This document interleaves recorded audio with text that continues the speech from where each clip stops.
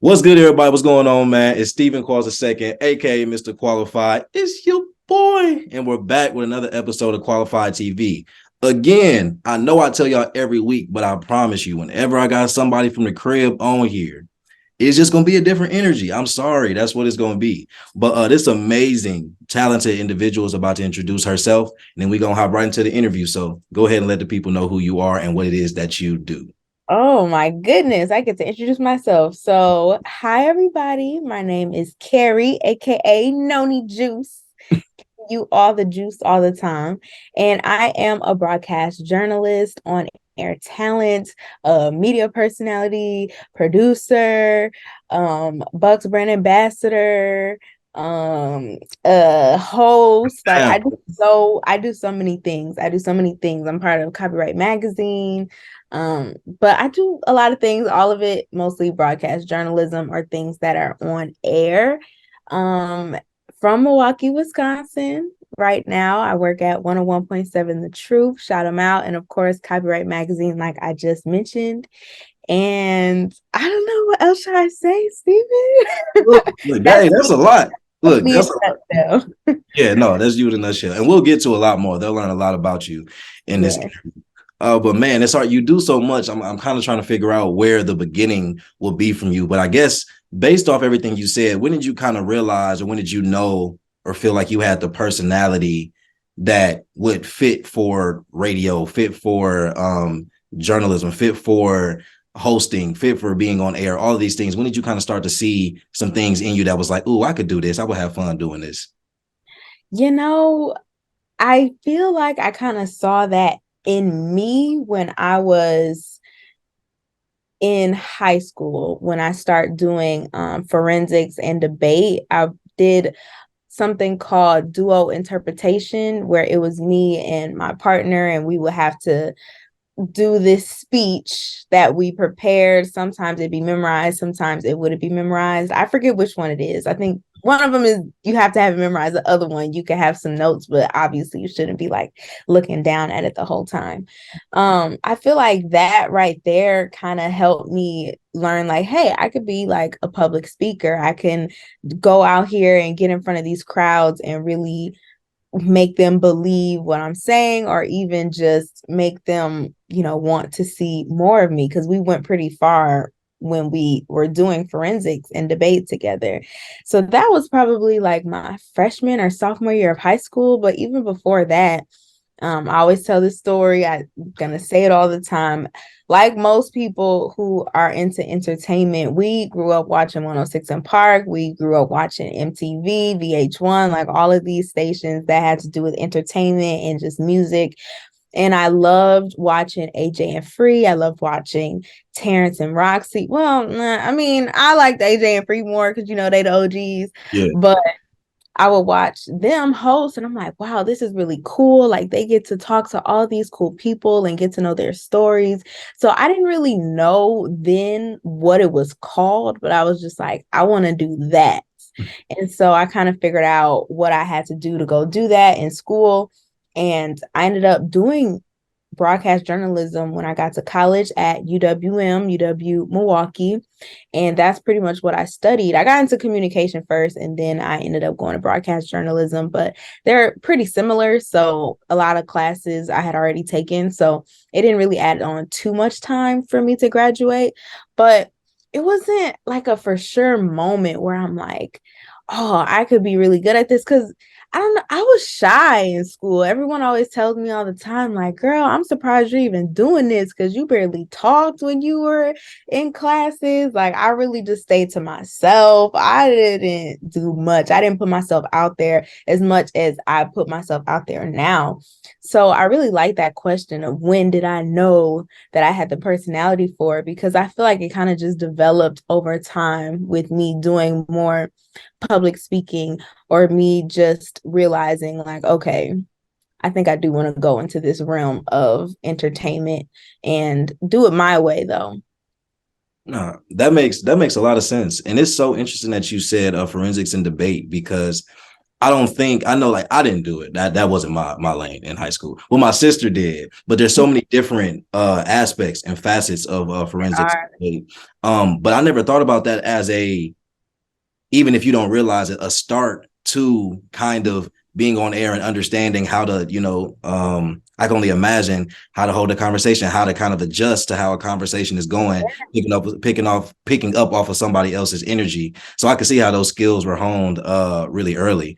You mentioned that you mentioned public speaking. Were there any other skills you felt like you kind of developed along the way, whether high school or college, that just kind of that you felt like you were honing, even in looking back, that you might have been honing to do what you're doing now? Yeah, probably when I got to college and they didn't have a specific broadcast journalism section. It was just journalism. Well, the actual school was JAMS, journalism, advertising, and media studies. So I kind of had to learn a lot of that stuff. But with journalism, they mostly wanted everybody to do writing. And I don't really like writing that much. I was always like I want to do in-person interviews with people and like have it be on camera and really allow for the person to tell their own story by me just asking really good questions. I never wanted to write it down and put it into my own words in a way of what they're trying to convey to the audience. So I just really started doing more like video work when I got to school. So I took a video class with Jessie Garcia. Shout out to her. She was the person who in college that kind of taught me video editing and taught me how to do a package. So she taught us how to be multimedia journalists where we can record our own content, make it look really good, do a stand-up, edit it, and put it out there for like for TV news. But I knew I never wanted to go into TV news. But those were all the skills that I knew I was gonna need in order to do the thing that I really wanted to do, which was be an on-air talent for entertainment journalism. So that was really like a big one. I know that kind of came later on when I was in college, but high school, what were some other things? I kind of noticed I was kind of funny, but funny to people who I would talk to because, like I said, I was kind of quiet. So I knew that that personality was there. I think just as I got older, the confidence kind of started getting in me where I was more comfortable with showing that to the world. So those are just like the small things that kind of built it up to what it is now. Because I say this too, like if I knew what I wanted to do when I was younger, I would have done school a whole lot different. Like I would have tried to do the morning news announcements, or I would have just been trying to interview people around the school or something like that. So I really didn't know what I wanted to do till later on, but there were small moments of me learning those skills and gaining what I needed to do what I'm doing today. Yeah, no, that makes a lot of sense. I think a lot of people would say that, like if we knew for sure, and even for some people that have always known, I think when you look back, that you always realize things that you maybe could have been doing that might have prepared you more in your mind, Yeah. made you feel like, okay, if I knew this was gonna be the journey, or if I knew I was gonna run into this, I maybe would have taken this more seriously before. Mm-hmm. But I guess that's kind of the beauty of it, because you're meant to learn whatever you learn when you learn it. Yeah. So whenever you get to that place and whenever you're meant to use it, that's what it's for. Mm-hmm. So would you say that you had a big break into entertainment and media? Do you feel like there was a moment, or your first gig, if you will, where you're like, this is my first kind of step into doing this work, and it's not for college, or it's not for a class or something like that? I would say when I got to Copyright Magazine, I started there as an intern. That was kind of one of the first ones. And also when I was interning with Kiss FM, back in like 2017 or 2018, 2017, one of them years, when I was an intern there. Really, my internships really start making me feel more like I was part of that industry that I wanted to be in, because I was actually doing the work that I wanted to be doing. So for example, I was at the radio station all the time for the Riggs and Alley morning show when I was there as an intern. And then with Copyright, I was just out in the community making content about things going on in either like music scene here, just like the creative scene. I like to call it the creative scene because I'm not just strictly music, but those two kind of were like my stepping stones into getting into what I really wanted to do.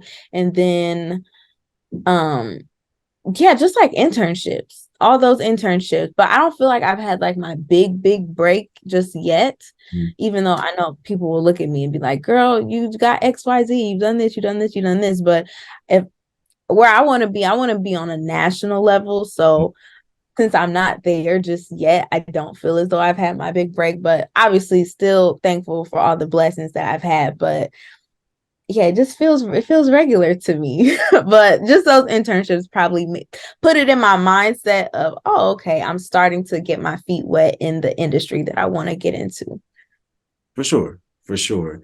I had a lot of internships. So I was gonna ask about that a little bit more. So internships in this industry specifically, like the media industry, the entertainment industry, what are those internships like? Because for a lot of people, we know that internships are about experience, but sometimes even that experience, especially at the intern level, you could potentially not be getting paid, or it could take a while for you to really get a chance and an opportunity to get your feet on the ground. Now, you just explained that you were able to get out and do some things, but talk more about what the internships were like. And you said you had a lot. So like, how many internships did you go through before you kind of landed like an official gig, or did you just do internships for the sake of experience? I did internships for the sake of experience with obviously hopes that maybe this could land me into something much bigger. But so the internships I had were pretty helpful, I would say.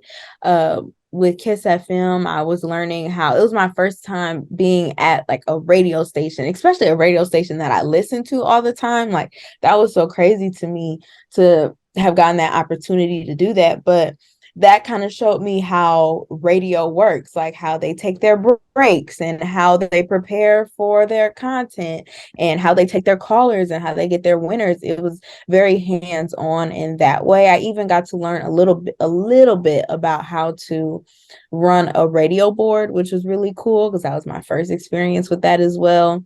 With Copyright Magazine, shout out to Lexi at Copyright. She was very she was like a mentor to me during that time for sure, because she knew so much and she would help me with my interviews and just teach me kind of how to prepare for different interviews and how the standard was for copyright. And also just she exposed me, or the Copyright Magazine exposed me to the creative scene a lot more, to the point where I was getting to know other people who were creatives, and then I kind of start collaborating and connecting with them on social media and just like online.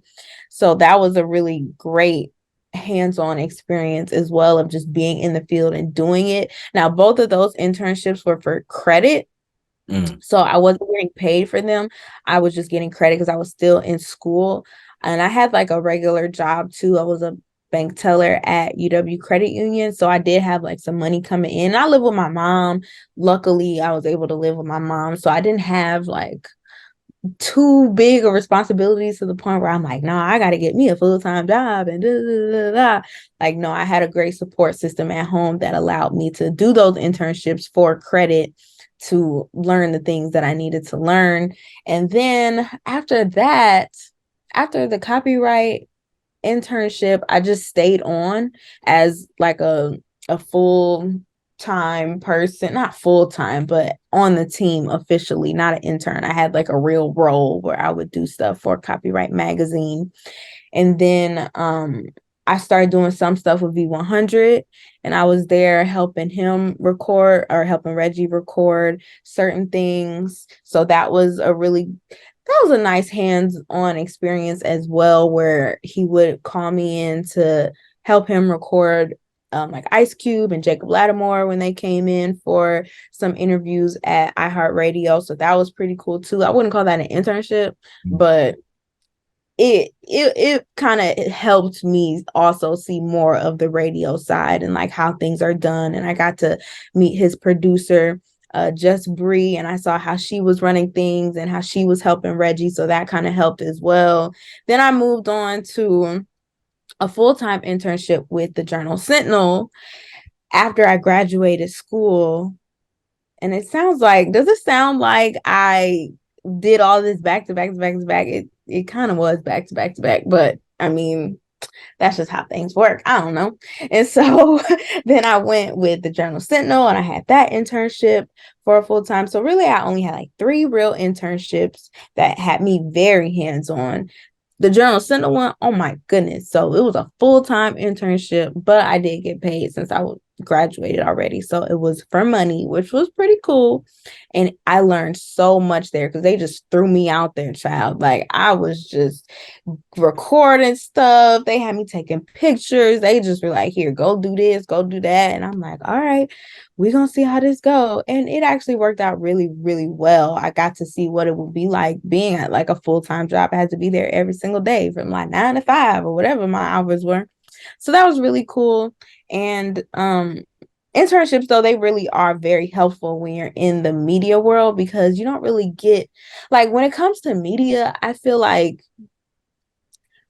you really have to be in the field to get the experience. Like you can't, it's some things just can't be taught. Like, yes, you can teach it, but you have to be in it, doing it so you can get better and get those reps in and get that practice in and really seeing how it's like. So I'm thankful that I had all the internships that I had because they allowed me to be very hands-on and they did teach me a lot.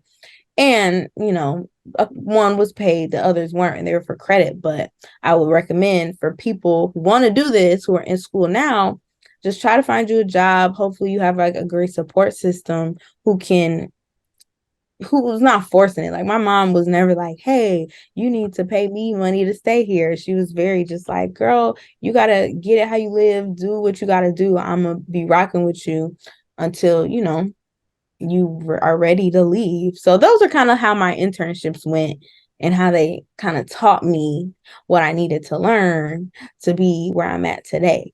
Yeah, no, for sure. I mean, you sound extremely prepared. Like by the time you got to the Journal Sentinel, it sound like yeah, all the experiences that I had, even in getting thrown out there. Like, no, I might be figuring out. It may be we see how this go, but I'm still Yeah. prepared in the sense of like I know what I should be doing. Do you Yeah. think? And I think you kind of answered it, but do you think it's good practice to kind of just be thrown out there? Like, Oh yes, the yeah. only way you can learn is by being in the field, but it's a trial by error thing. I would think is basically what you're saying, right?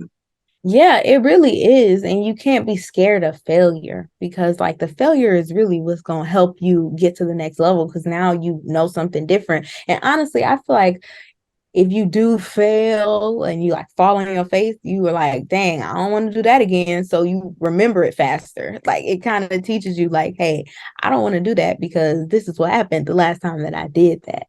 So definitely trial and error, just being thrown out there kind of did help me. Because it also teaches you to like move quickly on your feet as well. Because in this industry, you're gonna have to know how to think quick on your feet. You're gonna have to know how to just do things at the last minute. So it definitely helped prepare me as well. And also, I didn't even mention this.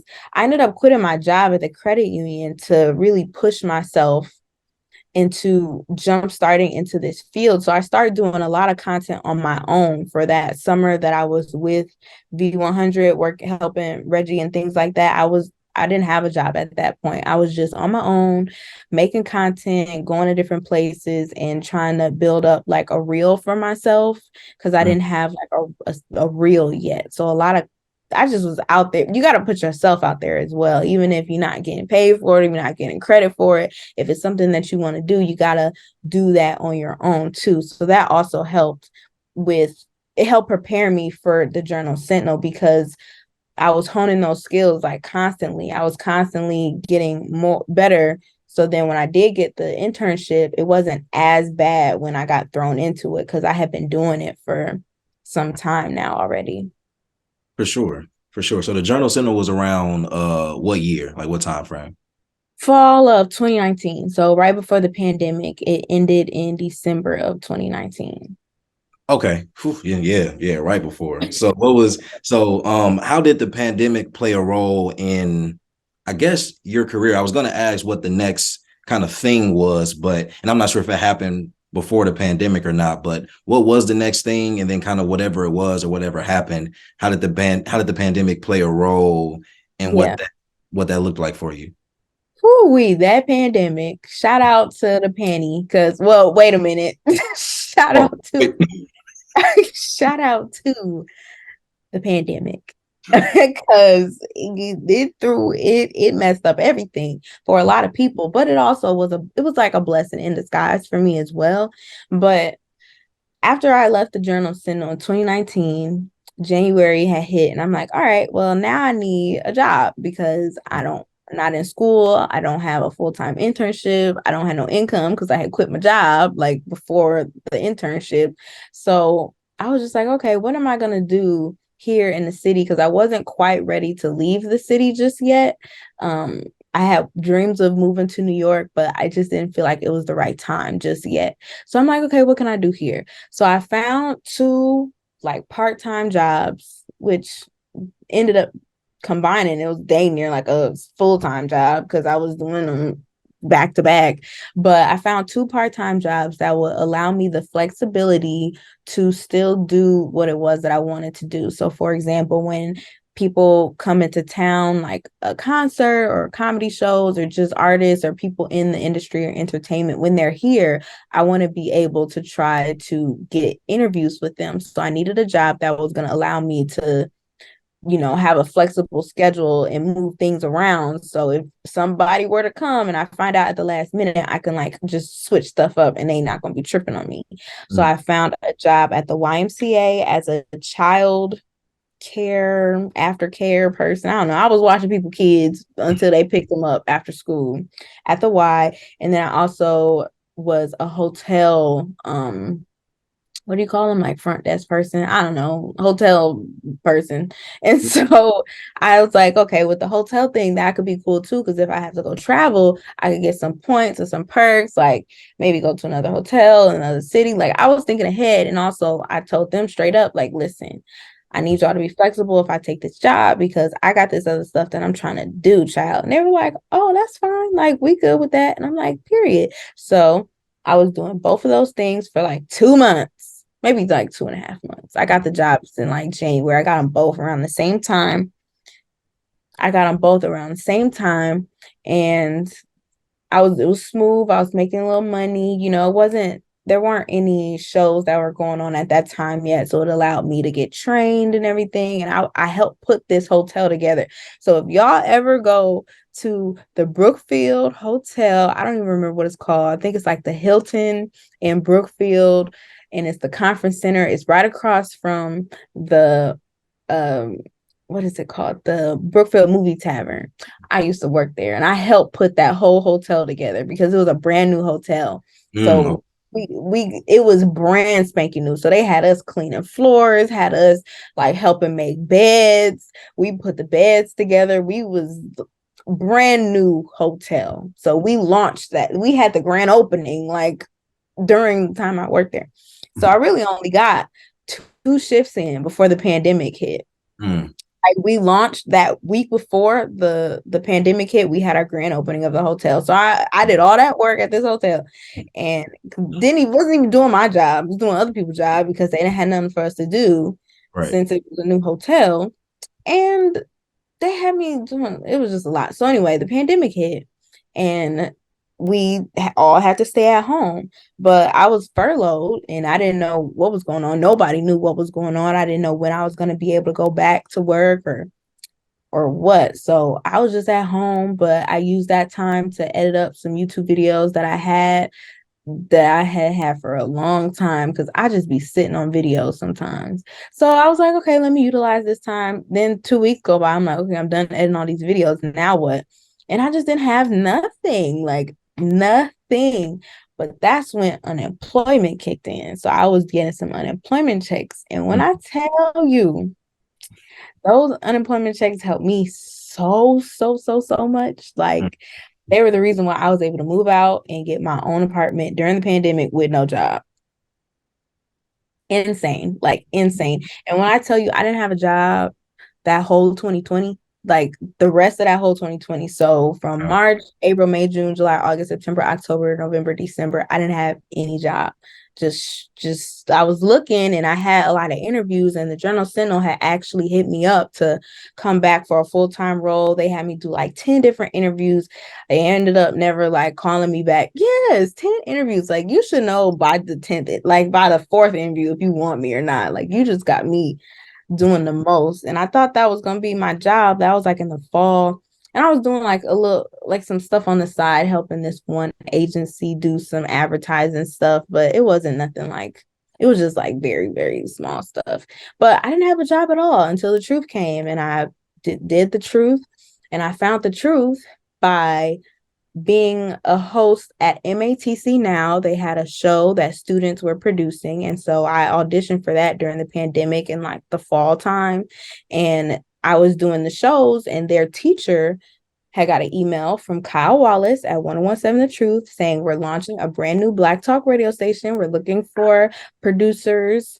If you know anybody, pass it along. The teacher loved me so much as the host of MATC Now that he thought I'd be a good fit. I applied, I got the truth, and that's where I have been since. So my last job before the truth was an internship with the Journal Sentinel. Well, in media, I should say. In media was with the Journal Sentinel 2019, and I didn't get an actual job, which was my very first full-time salary job since graduating in January of 2021. So that's kind of what I was doing during the pandemic. It stopped a lot of stuff because shows weren't going on, Yeah. artists weren't coming here, no one was flying nowhere. So I was just at home trying to think of a master plan for when or if the pandemic was going to be over.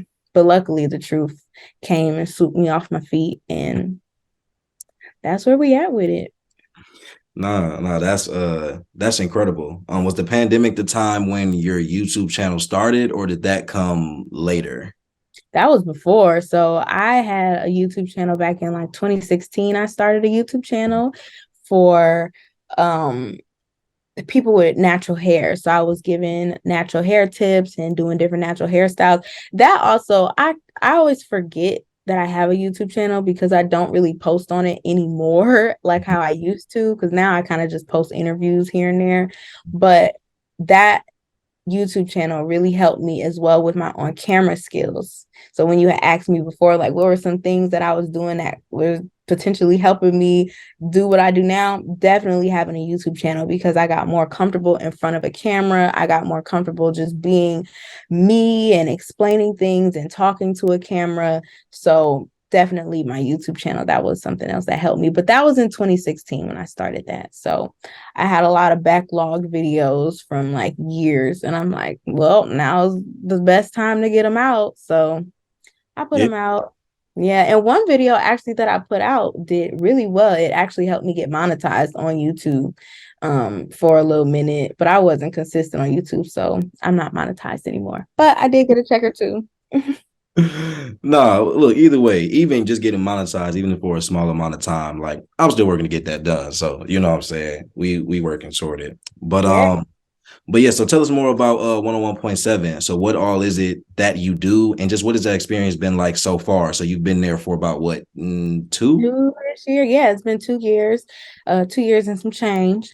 But that has been a really great. Oh, let me get it right now. I got a hat right here. Shout out to 1017 The Truth. Make sure y'all hit us up, follow us, download the app. You can listen anywhere. It's a Black Talk radio station, and we talk about so many things. Like, all of our hosts are completely different, so they all have different perspectives on everything, but they talk politics, they talk relationships, they talk pop culture, they talk like on the things happening on a local level, they talk activism. They talk activism. They talk just a lot of stuff. Okay. And we get callers, and it's super fun. So my role right now is a producer. I produce The Truth with Sherwin Hughes from 10 a.m. until 1 p.m. It's a 3-hour show. I'm the producer. So, and I talk sometimes on the mic too, because I be having to tell Sherwin that he be wrong about a lot of stuff because he think he know everything, and I be having to humble him. But yeah, that's my role. I run the board with that. So I'm running the radio board. So I finally officially learned how to run a radio board because even though I was at KISS, I didn't have much time to learn it. So that was another reason why I didn't mind coming into the truth as a producer because I originally wanted to be a host, but they didn't have any hosting roles available. And I'm like, well, one, I need a job. And two, it's in media. And three, I want to learn a radio board. So just in case I do want to be a radio host somewhere else, I'll have the skills of radio board. So that's why I became a producer. So I run the board for him. I don't want to give you like radio jargon, but I put stuff in the stack. I make sure he has his live reads. I also write commercials. I voice commercials. I write ads. I do the news updates every hour. Um, I do a lot of stuff as a producer. I'm trying to think of other things. And they give me social media things to do as well. But starting March 24th, I'm going into a new role that I created for myself at The Truth. It is digital content journalist. Okay. And so I'm going to be pretty much making content around the Milwaukee community. So think Black reporter for a news station, but I don't gotta like act white, if that makes sense. You know what I'm saying? Like I can be me. I don't have to fake it. I don't have to put on some type of news reporter voice. I don't have to only talk about the white community. Like I'm gonna pretty much be like a reporter for the Black community in Milwaukee, but for The Truth, because everything is expanding on social media, and it's important that radio isn't just on radio anymore, especially since one, radio is a dying thing. Okay. The people who listen to radio are a lot older. So if you want that younger crowd, you're going to have to move over to social media. So that's why I kind of pitched that for myself to transition into this new role. Cause I didn't want to be a producer. I wanted it to be a producer at first, but I always knew that that's not what I'm trying to do. I'm talent, I'm an on-air talent. I'm a digital host, so that's pretty much what I'll be doing at the end of this month, taking over that role. But being a producer has been fun. Like I absolutely love my coworkers, which is crazy because people don't always get to say that, but I get to work with Black people every single day. And y'all know how it is working with Black people, but it's fun. It is fun. We have a lot of fun, good times. We are on a mission to letting everybody know about 1017 The Truth. And it's just been a great, great, great learning experience for me. And I wouldn't trade my experience there for the world. It's opened up so many doors. So shout out to 1017 The Truth. Y'all the fam. For sure. Yeah, no, you said a lot of good things. Work with Black people, major thing, actually. You spoke about and referenced being able to be your authentic self in this new role.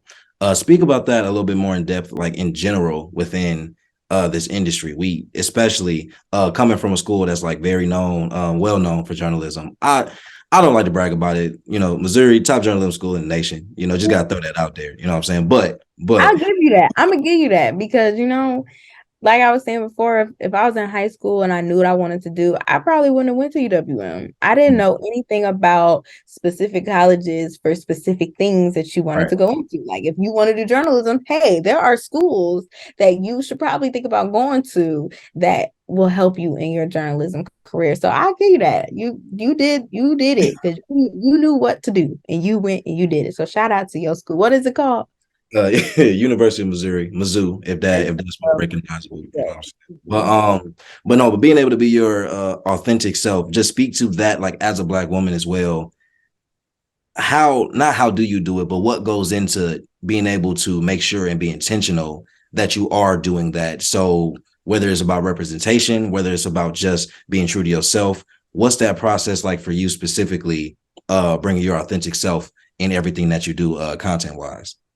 It's not that hard for me. I just try to be me. I don't, how you read those books and they're like, even when you're growing up, they're like, just be you. Like you're your own person, just be you. So I just try to be me no matter what. It doesn't take too much because I'm comfortable where I am. Maybe that has to do with like who I work with every day and all the Black people I'm around, like it makes it a lot easier to just be me. But since they're trusting me with this new role, they want me to be me because they see me being me every day and they see me being me on my Instagram. They're like, we want you to do that over here. So that part is gonna be real. I'm not gonna say it's gonna be real easy because sometimes we could get in our own head and we could start overthinking things. I do overthink things a lot, but just being myself, it kind of just it just comes naturally. I feel like have I always been myself? Let me not say I've always been myself. But now that I'm older, like in since the pandemic for sure, we all learned more about ourselves. So just sitting with myself and realizing things I never knew about myself before, it's easier for me to just be me authentically without me thinking about it. But I will say it's very important to me to be good representation for other Black girls and other Black journalists younger than me or even my age who want to do what I'm doing and just don't know how to do it. I'm very particular and strategic about that, even when it comes to like my hair. I love having my natural hair on camera. Like when I do certain things, I like to have my natural hair out because I know what that's going to represent as a Black woman, as a girl with natural hair. So like I'm real intentional with that. But other than that, I don't know. I just be myself. And I just I don't know. I just be me. I just try to be me. And when I'm overthinking it, I go back and I'm like, you got this far just being you. So just keep being you and just stick to that. Does that make sense? I feel like I didn't even answer the question. No, you did. No, it makes a lot of sense. But I think you just spoke to a lot of things that it depends on situation. Like where you're in a situation where you're comfortable and people make it easy for you to be yourself. It's a much better experience than when you feel like it's hard to do that because you're not surrounded by people making you comfortable or you're not in situations. So no, there's a huge difference. Trust me, it made a lot of sense. So but moving forward, looking at what you're doing now, you're the host for Marquette I Basketball. didn't even say that in the beginning when you told me to tell Oh, trust me, I remembered. It was gonna come up. It was God. gonna come up, But what is man? How did that come about? What is it like? Not gonna lie. Hopefully, by the time this drop, I ain't putting my foot in my mouth. I picked them. I You ain't did? gonna. I picked them. I picked them in my bracket. So at Okay. least How far though? I got them winning it. I'm not gonna hold you. The So whole thing? I got Yes. them winning. I'm not even surprised. Yes. Look, so Because I said, look, you know what? If this gonna be the year, just let it be the year. You know what I'm saying? We go see. We go see. I don't know. I don't know. My bracket's already busted, so it doesn't even matter. But but no, but how did that job come about and just what is it like, being the host for a collegiate basketball team? man, it's so fun. And I'm so sad that the regular season is over with, so they don't need me no more until next season. But it's been such a learning lesson. And it's really rewarding for me too, because I worked so hard to get that and to have it. It's like, what the heck? So how it came about, I knew the previous host who was hosting the games. Her name is Steph Crosley. Steph Crosley, she does a lot of hosting gigs here in the city, and she was the Marquette host for like 3 or 4 years. And so last year I was on this journey of I want to be like, I want to host some games. So I want to host some games. I want to do this. I want to do that. So I was going to some Marquette games and I was just in the arena because, they play at Pfizer Forum, the same arena as the Milwaukee Bucks. Shout out Bucks brand ambassador. And so they play at Pfizer Forum. So I was at Pfizer Forum just watching how it worked and everything. And I was just like, I have a feeling that I'm going to be here. Like, I just have a feeling. I have a feeling that this is where I'm going to be. And I was just trying for everything. I was trying to be the host for the UWM Panthers games because that's where I was at. I went to UWM, so I'm like, let me try to be the Panthers host. I tried to be a Bucks host. I tried so many things. I tried, and I went out of my way and I tried. I work at the Truth. We were looking for some part-time hosts. I threw Steph Crosley's name in because I had been telling Kyle for the longest, like, hey, I think you should get Steph. She's really great. She's known in the city. Like, she hosts a lot of stuff. Boom, bada bang. He believed in me. He saw her stuff too. He was like, all right. We brought her in for like a little mock interview thing or whatever. And I had told her during that meeting, and I had already knew her before. So it wasn't like I was just meeting her for the first time. But I had told her, like, hey, yeah, I'm actually was thinking about like Marquette. And she told me that she was thinking about not doing it anymore because she was having a baby. And so she was like, do you want me to put your name in? I was like, yes, for sure. Like, let them know about me. I would really appreciate it. So she did just that. Her boss is Brian Begley, or her boss was Brian Begley, who's now my boss. And he already remembered me because I was on Hoop Troop, and he used to work for the Bucks, and he was the one who recruited me for Hoop Troop. But the thing is, my very first game, actually, I tried out for Hoop Troop twice. So I originally tried out in 2019 and I got it, which I met with Brian. Didn't even know that that was Brian at the time, but I had met with him and I told him that, well, I also have a full-time internship with the Journal Sentinel. Let me talk to them and ask them if I can do both. Journal Sentinel said, no, you can't do both. So I was like, well, sorry, Hoop Troop. I'm going to have to go with the Journal Sentinel because that's more in my lane of my career.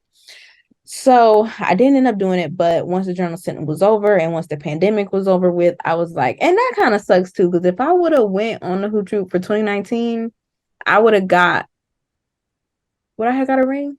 I would have got a ring. I would have got a ring because the 2019 to 2020 season, that kind of got cut short, but they would have brought me back for 2020 to 2021 and I would have got a ring like everybody else, but whatever. So then I auditioned again after the pandemic and everything. It was like 2021. It was their championship year. And so I auditioned again. Brian was still there. I got it again. And so I actually joined this time because I was with the Truth. I was like, okay, I don't have the Journal Sentinel telling me I can't do it. So I did it. And my very first Bucks game with Hoop Troop was Brian's last game because he was moving over to Marquette. So I didn't even really get to interact with him much, but he remembered me from Hoop Troop. He's like, hey, I think I remember her from Hoop Troop. So that was another good sign too. And also from me being on Hoop Troop, I got to know a lot of the behind the scenes Bucks people who run like the entertainment and everything. And so they ended up putting in a good word for me as well for Marquette. So I ended up auditioning for Marquette. He already knew about me and everything, but obviously they still wanted to audition. I had sent them my reel, all that good stuff. I did the audition and then they gave me the call back and was like, yeah, we want to have you on as the one of the in-game hosts for the season. And I was like, bet. But the reason why it's so special to me is because I really had to work for it because I had auditioned twice. I had auditioned once before for a different basketball team and they said I was really good. They were going to give me some games to do. They ended up not giving me some games to do. But they said I was good. The only thing I needed to work on was speaking from my diaphragm. And I was like, dang, how do you do that? I don't know how to do that. And so I ended up taking some speech classes. So I took like speech classes just so I could learn from my diaphragm. So if I did get the opportunity to either host a game or to get another audition, that I would be more prepared and they'd be more willing, not willing, but I would just be better for the job than I was before. So not knowing if I was going to get an audition again, not knowing that I was going to end up doing Marquette, it was just me wanting to get better at my craft. Because if this is something that I really want to do, I'm going to do everything in my power to make it happen. So from that first audition, I took like 5 speech classes. I learned how to speak from my diaphragm so it could sound better in the arena because that arena mic is completely different. It's completely different. And so my next audition that I had, for the team, they were like, oh my gosh, you sound so much better. Like, I could tell that you have been practicing. Like, this is amazing. And then they asked me to come in for an in-person interview. And then they ended up, I don't know, ghosting me. I don't know. It just ended up not taking me for some reason. Even though they seemed very interested. But that's why the Marquette one is so special to me, because it's like, I feel like all those little steps were preparing me just for Marquette to like get that opportunity. And so when the Marquette opportunity came, what's that quote that they say is when preparation and timing like meets, that's that luck or something like that. You know which quote I'm talking about? I know the gist of it. I don't remember the exact wording of it, But but you remember what I'm talking about?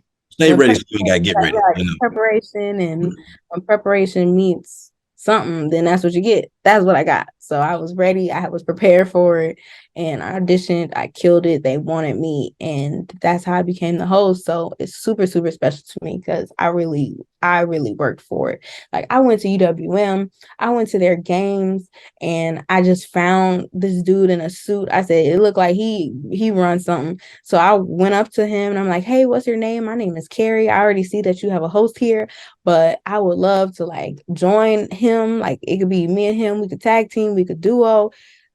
Like, I went to UWM, so I'm alumni. I really just was wanting someone to take a chance on me, give me the opportunity. So yeah, they didn't, but Marquette did. Marquette.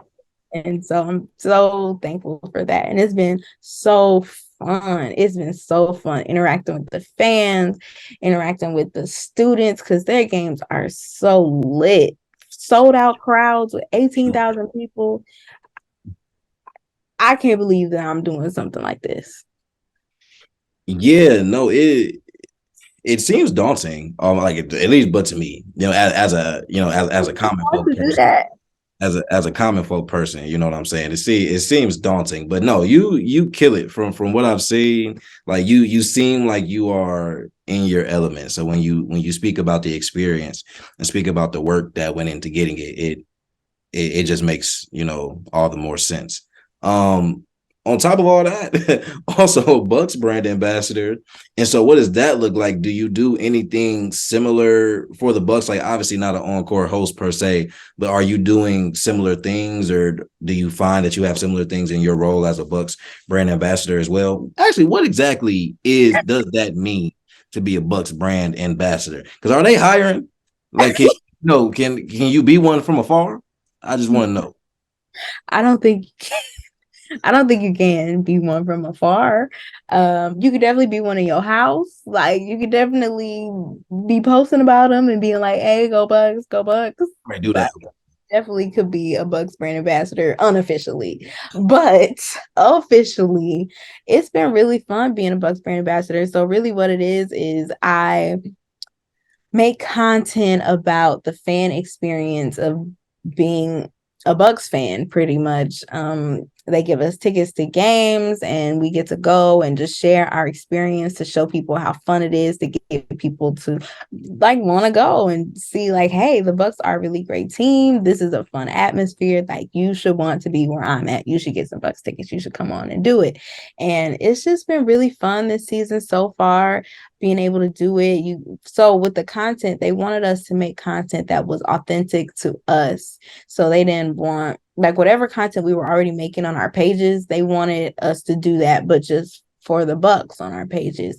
And so, with me, I do a lot of interviews, I do a lot of like featurey style content. So that's really what I wanted to pull out from this Bucks brand ambassador partnership that I have with them. And so yeah, I get to go to the games and it's really fun. And the Bucks, they comment on my post, which is still crazy because it's like I really got the Bucks page just like liking my stuff or saying something crazy in the comments. So that's really fun. And I get to see the game. I get to make content. It's just all my worlds just together, So it's really, really fun being a Bucks brand ambassador. I'm really glad that they reached out to me for that because it's been a fun ride. And now that Marquette's over, I think I have a few more games left. And they just hit me up today asking me to do something for them next week. like a video. They want me to do a video with them next week for the page, so, or for their TikTok or something like that. So it's just really exciting. It's really fun. I just love that I'm able to do stuff like this in my city. Like I never would have thought that I would be able to still be here in Milwaukee and doing like entertainment content. Like that's wild to me. I always thought that I had to move to New York or go to LA or go to Atlanta. And I am right here in my city doing it all. So on my own too. Like some things I'm just out here getting just because I'm going out asking for it, like the Summerfest influencer. Like I go out, I just try to go out and get things done that I see fit for my career. But yeah, Bucks brand ambassador is really fun. Just keep it short. I love in-depth answers, so it's fine. Listen, you are with another journalist, so I be talking my little mouth It's off. cool. It's cool. Like, trust me, because I'll be feel like I'm over talking. So if it's two talkers, I'm good. I'm comfortable with that. You know what I'm saying? Lastly, we have reached my favorite question that I have to ask everybody, and I love every answer that I get. We've talked about your journey as a journalist. We've talked about the trials and tribulations that you went through, figuring out who you are, finding your voice, figuring out how you can make the impact that you want to make, and ultimately figuring out how you can do all the things that you want to do. Within all of that, within all of your experiences, what makes you, as Carrie, as Noni Juice, as whatever, whoever you are at whatever moment, what makes you qualified? What makes me qualified? I would say what makes me qualified is my perseverance to keep going no matter what, always striving for more, always striving for the next thing. I would say my heart makes me qualified because if I didn't have a heart, it'd be rough out here. And honestly, it might be easier because I wouldn't be so sensitive when I get these no's thrown at me. But my heart, I feel like, definitely keeps me it makes me qualified because that's what's the driving force in me wanting to tell stories over just wanting to be messy and go viral and like just thinking about me. If I only thought about me, it just wouldn't be good. I don't do that. So I would say that makes me qualified. I would say my passion for the city makes me qualified because one thing that I'm trying to do with everything that I'm trying to do here in the city is really I want to put the city on. Like I want my content, people to see my content and be like, dang, that's what Milwaukee like. Like, oh, we got this. Like, let me go and check out Milwaukee. Let me go and see what's up in the city because we get overlooked so much, like so much. And I'm so tired of like even when it comes to concert shows and they don't come here, they go to Chicago, they might go to Minnesota, they might go to Detroit. It's like you got another city up in that Midwest area that y'all need to stop through and see. And obviously just me isn't gonna bring that here, but any way or shape or form that I can keep making that push to make that happen, I'm definitely gonna do it. So I would say those are a few things to make me qualified that I can think of at the moment right now as far as that. Yeah. Very good question. I like that one. What makes me qualified? Of course. Gotta ask everybody. I already knew, a lot of that anyway. That's why you here. That's why we doing this. You know what I'm saying? But no, greatly appreciate your answer. Greatly appreciate you taking the time to come on this platform and talk to me, and answer my questions and just talk with another talker. I don't know how that experience was for you. It was cool with me. I'm cool. I was I cool. know. I feel like I was just running my mouth in the middle of me talking. I'm like, girl, you done been talking for like 3, 4, 5 minutes. He ain't said nothing. Shut up, girl. No, you are fine. I don't gotta say much. I don't gotta say much. It ain't for me to say much. I'm trying to highlight y'all. But no, thank you again. Is there anything else that you want the people to know before we depart from this here screen? Yes, if you haven't already picked up on what I'm putting down, create your own opportunities. Don't wait for nobody. Be consistent. Persevere through whatever. It's gonna get hard. You're gonna hear some no's, whatever it is that you want to do. It don't gotta be the career path that I'm on, but just anything in life that you want to do, get on it. Get on the good foot. Is that what the older people say? Get on the good foot and do it. Create it. Don't make excuses. Just get it done, because the longer you waiting for people, time just gonna pass you by. So I always like to tell people, create your own opportunities. Shout out to Charlamagne the God, because I got that from his book. Opportunity comes, black privilege, opportunity comes to those who create it. That's a very good book. I love it. So that's what I would end off on. For sure. Sounds good. Man, y'all heard it here. Create your own opportunities. And until next time, I'll see y'all next week. Peace.